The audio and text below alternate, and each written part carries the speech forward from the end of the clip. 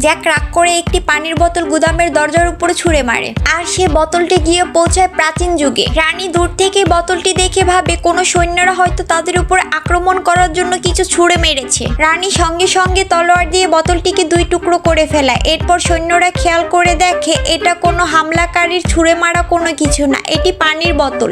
এরপর এক এক করে দেয়ালের ওপাশ থেকে খাবার এবং পানির বোতল আসতে শুরু করলো। রানীমা এটা দেখে ভাবলো দেবতা তার দোয়া কবুল করে নিয়েছে। এরপর রানীমা আদেশ দিল তাদের সকল সৈন্যকে খাবার খাওয়ার জন্য, কারণ গত 7 দিন যাবৎ প্রাচীন রাজ্যে কোনো খাবার ছিল না, সবাই না খেয়েছিল। এরপর তারা সবাই খাবার পেয়ে অনেক খুশি হয়ে যায়। রানীমা দেয়ালের উপর হাত রাখে আর সে সঙ্গে সঙ্গে চলে যায় সেই গুদাম ঘরের সামনে। রানীমা জ্যাককে দেখে ছুরি ধরে নিজেকে সুরক্ষা করতে যায়। সে ভাবে এ হয়তো কোনো খুনি, কিন্তু জ্যাকের হাতে নুডলস দেখে রানীমার জিভে জল চলে আসলো। এরপর রানীমা জ্যাকের কাছে নুডলস খাইতে চাইলো। এরপর যখনই জ্যাক রানীমাকে নুডলস দেয়, রানীমা একবার নুডলস মুখে নিতে এমন সুস্বাদু খাবার সে আগে কখনো খায়নি। এবং কি রানীমা বুঝতে পারলো সে কোনো খুনি না, এবং কি সে যাওয়ার আগে তাকে একটি স্বর্ণের নৌকো দিয়ে সেখান থেকে কিছু খাবার নিয়ে চলে গেল। আর এটা দেখে জ্যাক ভয় পায়। এরপরে কি হবে সেটা দেখার জন্য পার্ট 2 লিখে কমেন্ট করো।